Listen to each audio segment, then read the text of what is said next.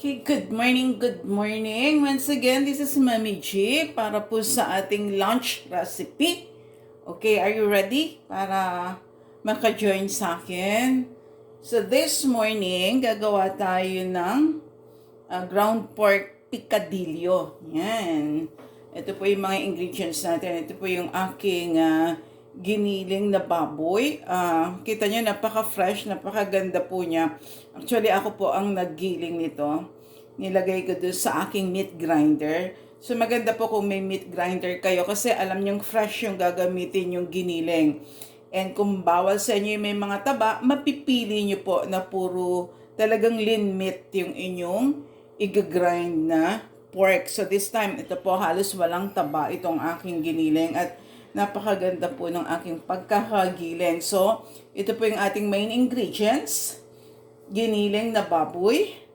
Okay, then meron po tayong patatas, potato. Yan. Meron po tayong, what do you call this? Chickpeas. Garbanzos po. Itong ating chickpeas. And then, gagamit po ako ng fresh tomato. Hindi po ako gagamit ng, what do you call this? Tomato sauce. Kung hindi, fresh tomato po ang gagamitin ko. Since marami naman po akong kamatis. Gayon din sa inyo, pag marami kayong kamatis instead of tomato sauce, i-grind nyo itong tomato nyo, mas malasa po. Okay? Kung marami kayong kamatis, pwede nyo yan i-preserve. Steam nyo siya. Pag na-steam nyo yung kamatis, balatan nyo, and then, ilagay nyo sa freezer, individual, halimbawa, by 3 or by 4, para kukunin nyo na lang siya kung gagamitin nyo. So, hindi kayo masisiraan ng kamatis. So, we have the onion, syempre, and then garlic, green and red bell pepper. Meron din po tayong carrots. Yan, yung ating carrots, yan po. Okay, so, meron tayong laurel. Gagamit po tayo ng dried laurel. Kung meron kayong fresh, then better. Kung wala, pwede naman po yung dried. So, syempre, ang ating oil. Gamit din tayo ng salt and pepper to taste. Yan. And, gamit po tayo this time ng oyster sauce. Okay? So, yan lang po yung ating simpleng ingredients na nasa ref nyo lang or nasa pantry ninyo na pwede na kayo makagawa ng simple but delicious lunch like this. Ito pong ating picadillo. Okay? So, join me. Let's start sa paggawa po ng ating picadillo. Ayan. So, gisa-gisa lang po yan. Okay? Kita niyo po ba?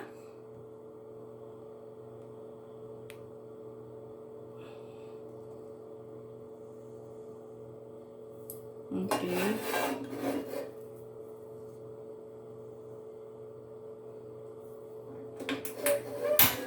Okay.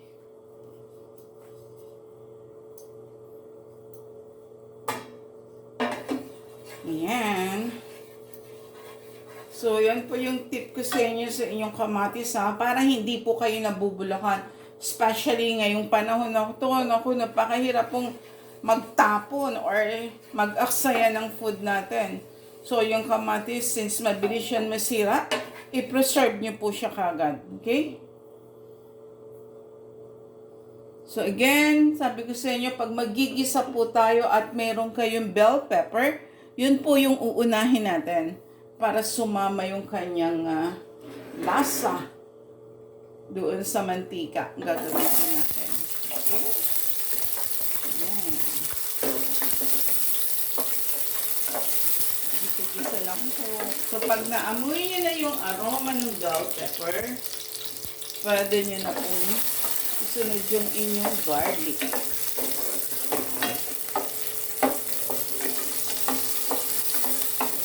Yung garlic nyo.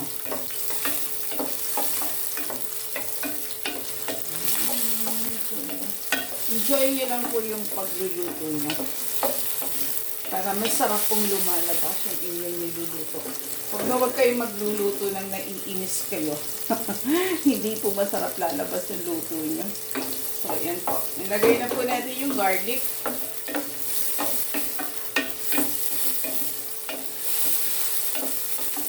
Tapos, ang gagamitin ko po is white onion kasi mas sweet po yung white onion. So, pag medyo light brown na po ang ating garlic, lagay nyo na po ang inyong onion. Yan. Ako po madaming maglagay ng sibuyas eh. Kasi masarap po pag maraming sibuyas. Gisa nyo pong mabuti.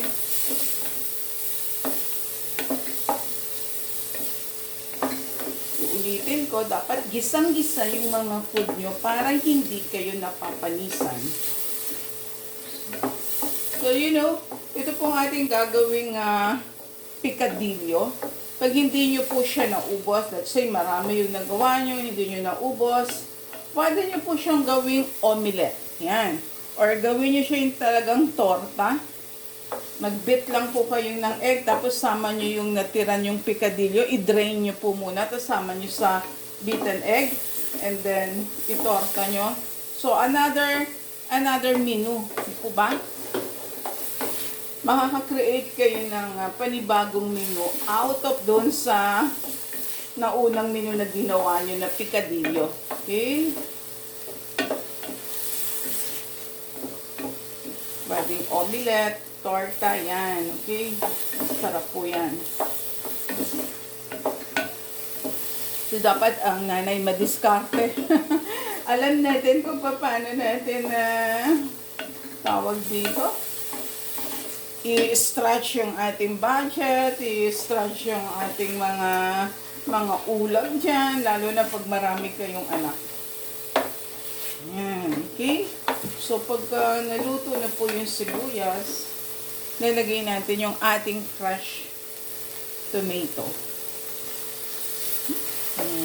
Mga simple recipe lang naman po itong aking sinishare sa inyo. Yan, mabilis ninyong magawa sa inyong bahay at mabilisan.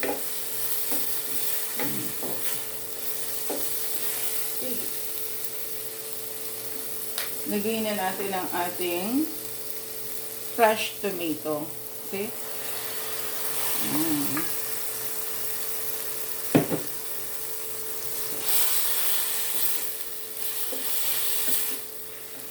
Kung meron kayong green peas, pwede nyo rin isama dito sa ating chickpeas. Yung inyong green peas.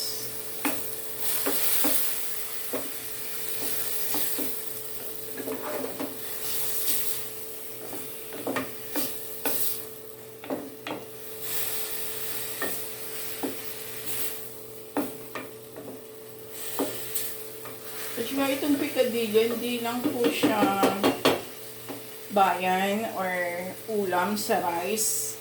Pwede nyo po siyang ipalaman din sa hot pandesal. Yan. Yung toasted American bread. Pwede nyo po yan ilagay sa loob or itap. Okay.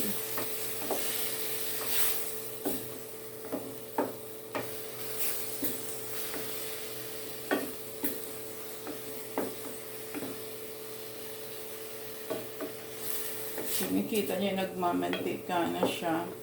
Pwede na natin ilalagay yung ating giniling na pork. Amoy na niyo na yung gisa niyo. By the way, gagamit po tayo dito ng paprika to enhance the flavor ng ating recipe. Gagamitan ko po ito ng paprika. Kung meron din naman kayong chorizo sa ref nyo, pwede nyo rin lagyan ito ng chorizo. So, yun po yung mga sinasabi ko na pwede ninyong ilagay, lalo kung nandyan lang naman sa mga ref ninyo at pantry ninyo na hindi nyo naman nagagamit. So, dito pwede nyo pong gamitin chorizo din.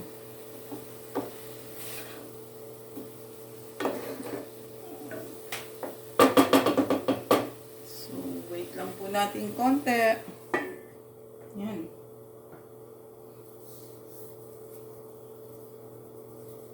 So, abangan nyo po yung aking vlog kung paano po tayo maglinis ng ating bahay. So, papakita ko po sa inyo yung aking mga ginagamit pag ako po ay naglilinis. At ano ba yung tamang way ng paglilinis? Yan. share ko po yan sa inyo. I guess na nakapag-share ako sa inyo ng ilang tips before kung paano linisin yung mga hindi natin alam na ay madumi pala. Di po ba? So this time naman, papakita ko po sa inyo kung paano yung proper cleaning ng house ninyo. Ayan.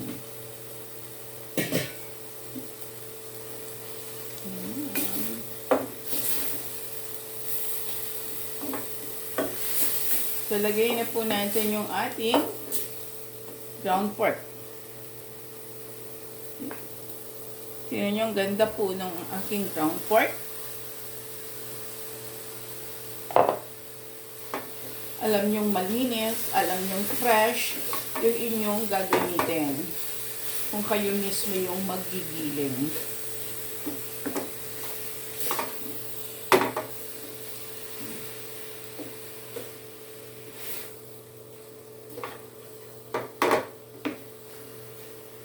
So, lagay natin yung ating laurel. Yan.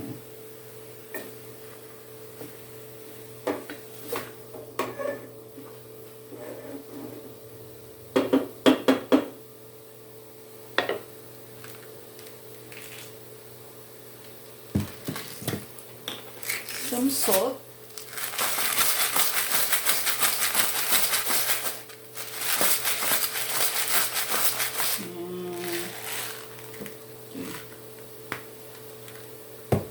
Siyempre, kailangan po natin ng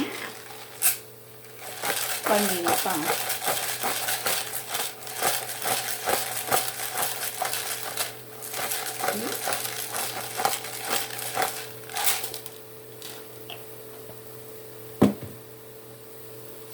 Then, haluin nyo lang po siya para mag-even yung lasa ng salt, ng pepper.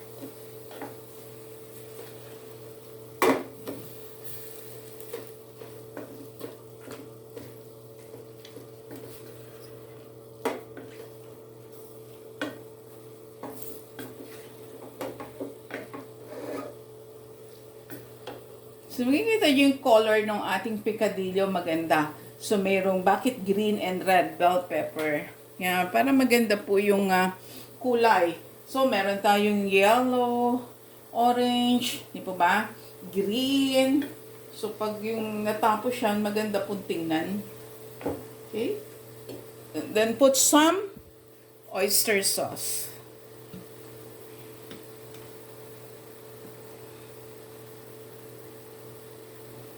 Okay.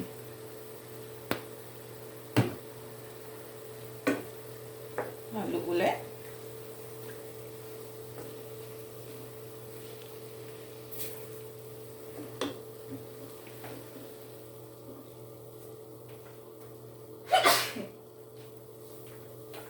Nakakabahin po talaga yung paminta, lalo pag puro.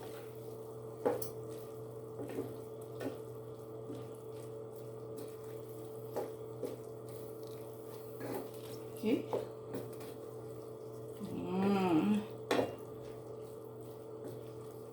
Sama-sama lang po siyang ganyan.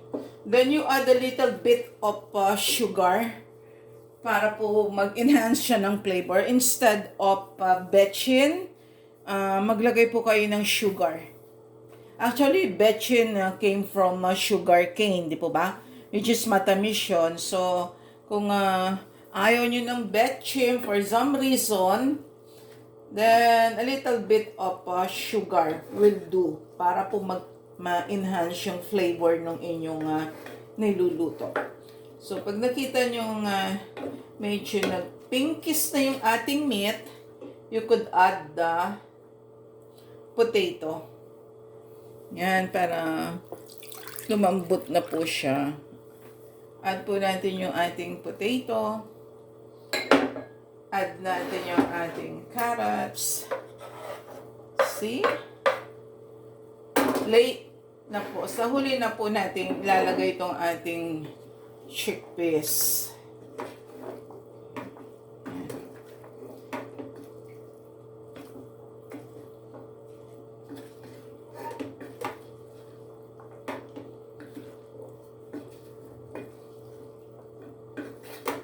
Gusto ko ano lang po yung nasarap nyo. Yun po ang gamitin nyo kasi mahirap pong lumabas ngayon.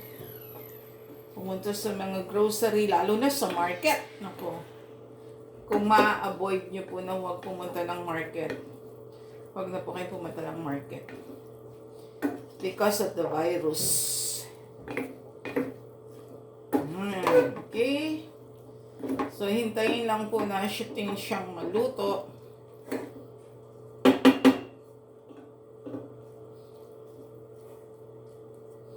You could add a little bit of water pagka gisadong-gisado na po siya. Okay?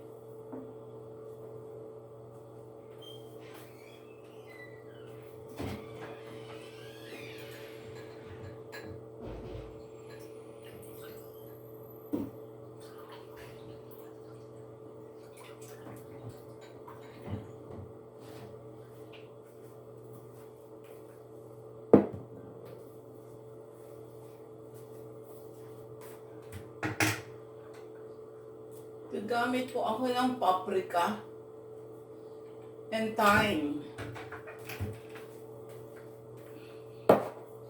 Okay? Lagyan po natin siya ng paprika.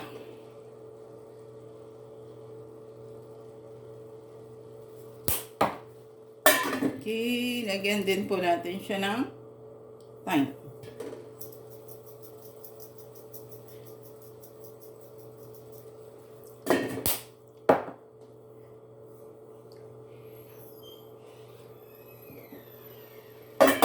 Ito natin.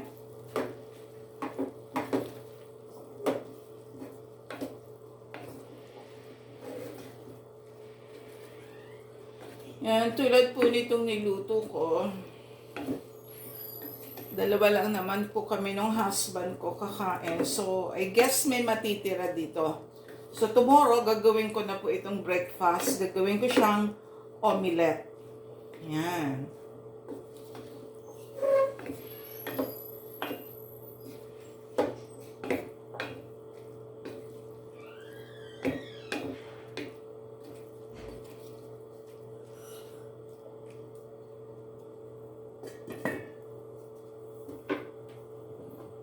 Wait lang po natin siya.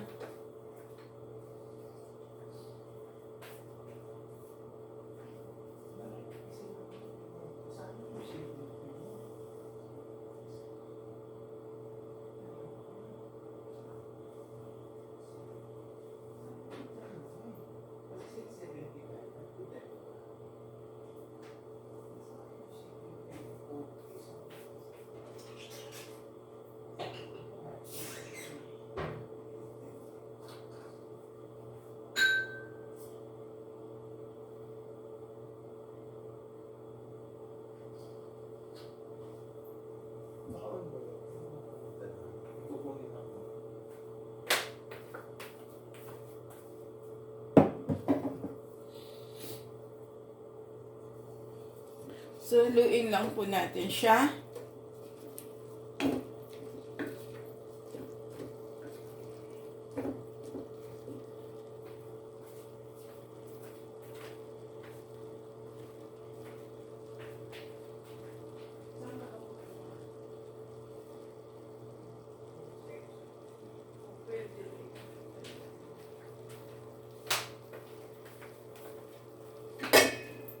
Yan, halo-halo lang po siya. So, pag nakita niya lumalabas na yung oil, nagmo-moist na siya, and then nagsisimmer na, Pwede na po natin i-add yung water. Okay?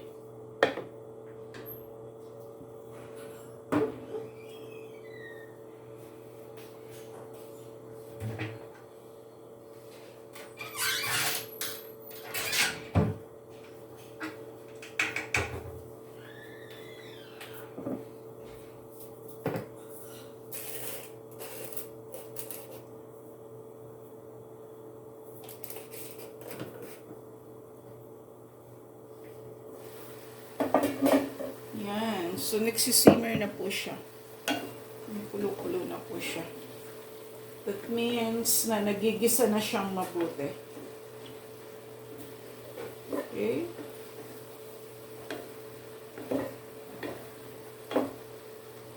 Add na po natin yung ating konting water with sugar. Yan. Okay? Little bit of sugar. Brown sugar po yung ginamit ko. Yan. So, pakuluin nyo lang po siyang mabuti. Para lumambot yung patatas, lumambot yung carrots nyo. Yan. See? Ikita nyo po yung color niya. Ang ganda, di po ba? So, cover po natin siya ulit.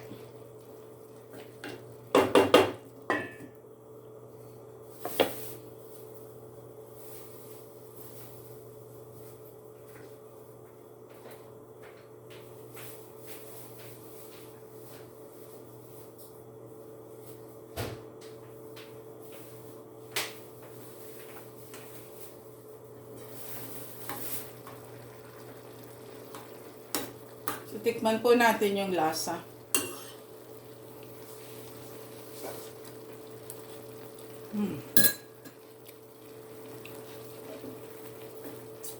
So, lasang-lasa po yung bell pepper nyo.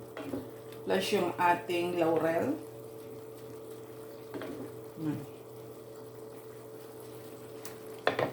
Just put a little bit of salt.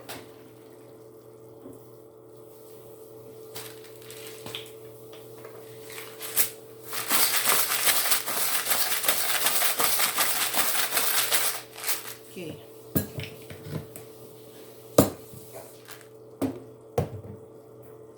Add natin yung ating chickpeas.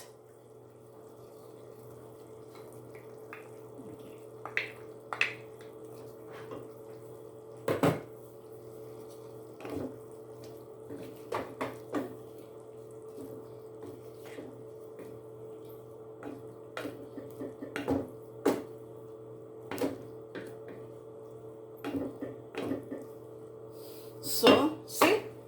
Ready na po yung ating picadillo. Yan po yung ating picadillo. And happy eating, everyone.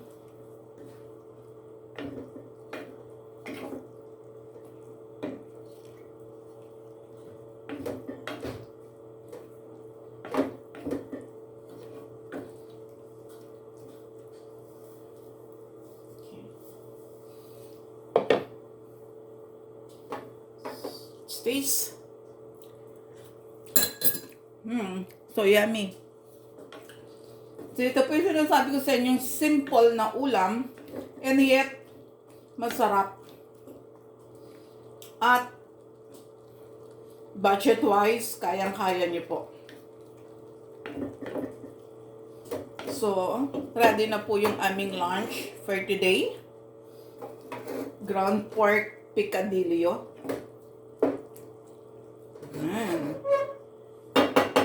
So, once again, guys, kung bago kayo sa aking channel, don't forget to like, subscribe, and tapusin nyo po, i-view nyo po, even yung ating pong mga ads, okay? Kasi mas nakakatulong po yan pag tinatapos nyo po yung ating mga ads. I-click nyo na rin po yung inyong yung bell na makikita nyo, yung ating notification bell, para ma-notify po kayo every time na may bago tayong lulutuin na simple but delicious recipe. Okay? So guys, maraming salamat. Bye for now. Thank you for joining me sa pagluluto natin ng picadillo. Hope enjoy nyo din po yung lunch niyo for today. God is so good, no? Sa lahat po ng provision na binibigay niya sa atin. Maraming po salamat sa pag-review. God bless.